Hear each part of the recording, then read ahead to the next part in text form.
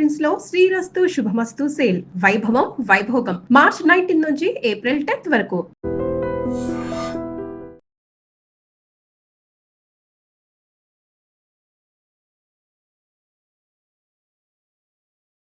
ప్రస్తుతం మనం తెలంగాణ ఛత్తీస్గఢ్ సరిహద్దులు ఉన్నాం.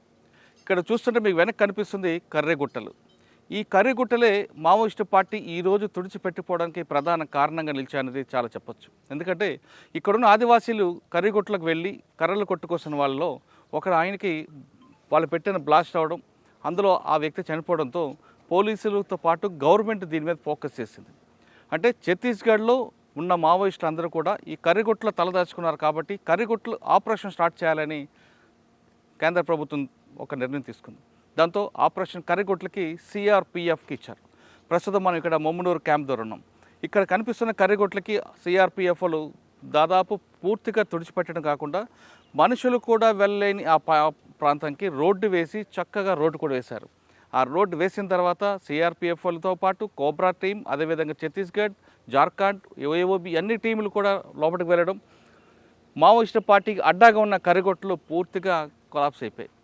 ఇప్పుడు ఆ ప్రాంతం అంతా కూడా టూరిజం డెవలప్మెంట్ మీద ఎక్కువగా చూపిస్తుంది. అంటే వీటన్నిటికి కారణం తీసుకుంటే ఈ ఆపరేషన్ సక్సెస్ అవ్వడానికి సిఆర్పిఎఫ్ఏ ప్రధానంగా కనిపిస్తుంది. అసలు రోడ్డు వెలిగేశారు, పైన ఉన్న వాళ్ళు ఏ విధంగా ఉన్నారు, పైన ఉన్న ఆదివాసీలు రోడ్డు వేసిన తర్వాత వాళ్ళ ఫీలింగ్స్ ఏంటి, ఈ రోడ్డు వేయడానికి సిఆర్పిఎఫ్లు తీసుకున్న ఛాలెంజ్ ఏంటి అనే విషయం మనం పైకి వెళ్ళి చూద్దాం.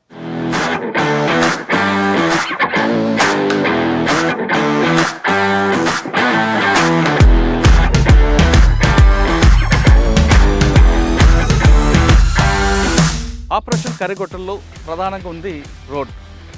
అసలు సిఆర్పిఎఫ్లు పైకి రావాలంటే కిందకి రావాలన్నా రోడ్డు ప్రధానంగా తీసుకుంది. అంటే కేవలం మావోయిస్టులు ఏరువేతకే కాదు, పైనున్న ఆదివాసీలకి కానీ తెలంగాణ వాసులు కానీ రావాలన్నా పోవాలన్నా ఈ రోడ్. దాంతో సిఆర్పిఎఫ్ కొంచెం రిస్క్ తీసుకొని ఈ రోడ్డు వేశారు. మనం చూస్తున్నాం కింద కనిపిస్తున్న క్యాంప్ నుంచి పైకి వచ్చాం. దాదాపు 27 కిలోమీటర్ల రోడ్డుకి ఇప్పటి వరకు 8 కిలోమీటర్ల వరకు వేశారు. ఇదంతా కూడా వ్యాలీ కనిపిస్తుంది.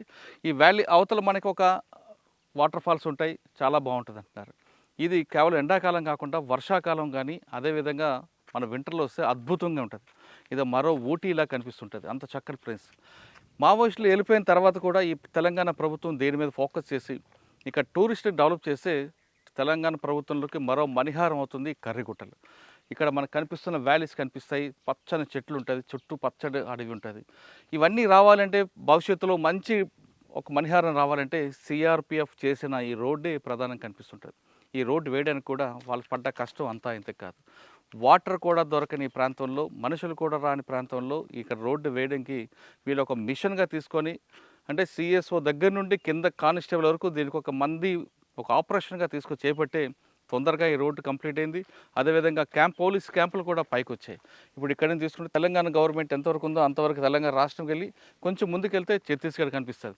ఇక్కడ పైన పామేర కానీ మరికొన్ని విలేజెస్ కనిపిస్తాయి. అక్కడ ఉన్న పరిస్థితి ఏంటి, అక్కడ ప్రజలు ఏ విధంగా ఉన్నారు, రోడ్డు వేసిన తర్వాత వాళ్ళకు వచ్చిన బెనిఫిట్స్ ఏంటి, వాళ్ళ ఫీలింగ్స్ ఏంటో ఒకసారి వాళ్ళతో మాట్లాడదాం.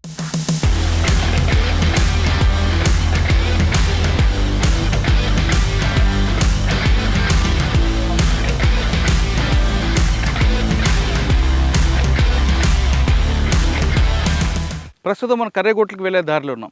కర్రెగుట్టలకు వెళ్ళేటప్పుడు పోలీసులు వస్తారని ముందే ఊహించిన మావోయిస్టులు ఇక్కడికి వాళ్ళు మందుపాతలు పెట్టారు. 1 కాదు 2 కాదు, దాదాపు 8 నుంచి 10 వరకు దారి పొడవునా పెట్టారని పోలీసు దగ్గర ఉన్న ఎక్విప్మెంట్ చెప్తుంది. ఇప్పుడు మన కింద మొమ్మల నుంచి బయలుదేరుతున్నప్పుడు ఫస్ట్ ఇక్కడ చూస్తున్నాం, ఈ చెట్టు దగ్గర ఒక ల్యాండ్ మైనర్ ఉండేది. వాళ్ళకు దానికి గుర్తుగా ఒక ఖాళీ పెట్రోల్ సీసా పెట్టడం, ఖాళీ సీసాలు కట్టి ఇక్కడ ల్యాండ్ మైనర్ పెట్టడం. అంటే పోలీసులు ఈ విధంగా ఈ సైడ్ నుంచి వస్తే ఇక్కడ బ్లాస్ట్ చేస్తే వెంటనే వాళ్ళు చనిపోతారు, ఇక్కడ మిస్ అయితే ఇంకో దగ్గర అనే ఉద్దేశంతో వాళ్ళు ఇక్కడ ల్యాండ్ మైనర్ పెట్టినట్టుగా రికార్డ్స్ చెప్తున్నాయి. కానీ ఎప్పుడైతే పోలీసు అప్పర్ హ్యాండ్ వచ్చిందో ల్యాండ్ మైనర్స్ అన్నీ కూడా, అంటే మందుపాతలు అన్నీ కూడా తీశారు. ఇది మెయిన్ ప్రాబ్లం అనేది ఇక్కడ నుంచి స్టార్ట్ అయింది. అంటే ఇప్పుడు రోడ్డు వచ్చింది కానీ రోడ్డు కూడా లేని ప్రాంతంలో సిఆర్పిఎఫ్లు వస్తున్నప్పుడు ఈ ప్రాంతాలు దాదాపు 10 వరకు కనిపిస్తుంటాయి. మన కింద నుంచి ఉంటాయి, ఇక్కడ కూడా ల్యాండ్ మైనర్ ఉంది. ఇప్పుడు మనం ప్లేస్ చూస్తున్నాం, ఈ ప్లేస్లో అంతా కూడా తీసిన తర్వాత ఖాళీ ప్లేస్ కనిపిస్తుంది. ఇక్కడ మందు పాత్ర పెట్టడానికి వాళ్ళ గుర్తుగా ఈ చెట్టు ఉంది, ఈ చెట్టుకి ఖాళీ సీసా కట్టి ఉండేదనే విషయాన్ని పోలీసులు దొరికిస్తున్నారు. ఇంకా ముందుకెళ్ళిన కొద్ది ఇంకా చాలా మనకు కనిపిస్తుంటాయి. అవన్నీ కూడా దాదాపు 10 వరకు మందుపాతలు వెలికి తీస్తామని పోలీసులు చెప్తున్నారు. ఇక పైన పామూరులో ఎలాగుందో ఒకసారి చూద్దాం.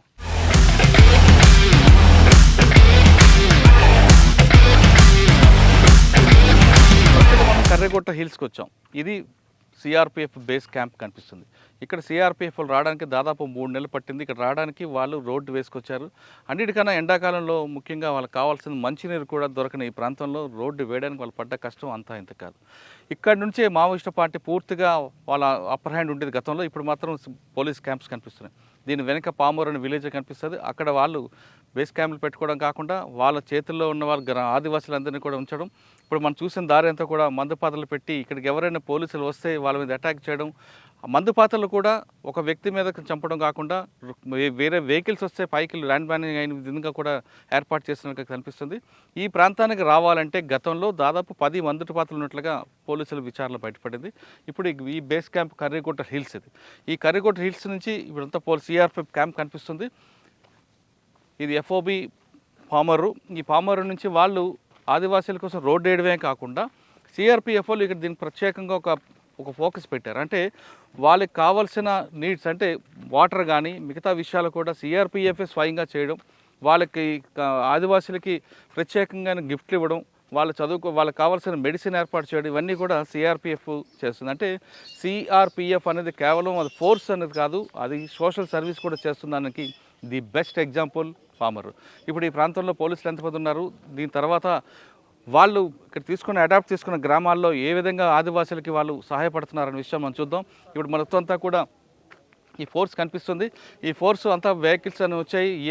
ఎవరైనా ఒకవేళ రావాలని దీని మీద ఫోర్స్ మీద దాడి చేయాలనుకుంటే 24/7 వాళ్ళ మీద అటాక్ చేయడానికి రివెంజ్ అంటే వాళ్ళు చేయడానికి రెడీగా ఉన్నారు. ఇప్పుడు కేవలం వెహికల్సే కాకుండా ఈ విలేజ్లకు వెళ్ళడానికి వాళ్ళు టూ వీలర్స్ మీద కూడా వెళ్ళి అంటే ఇంటీరియర్గా వెళ్ళడానికి వెహికల్స్ వెళ్ళడానికి ప్రాంతం కూడా 2 వీలర్స్ మీద వెళ్ళి అక్కడ ఉన్న ఆంబుష్ కానీ ఉంటే తప్పించడానికి కూడా వీళ్ళు రెడీ చేసుకుంటే తెలుస్తుంది. ఇప్పుడు మనం చూస్తున్నాం వీళ్ళందరూ కూడా రూల్ కాల్ తీసుకున్నారు. వీళ్ళంతా కూడా రెడీ కనిపిస్తున్నారు. వీళ్ళందరూ కూడా ఎక్కడైనా సరే ఎనీ టైం యుద్ధానికి సిద్ధంగా ఉన్నట్లుగా సిఆర్పిఎఫ్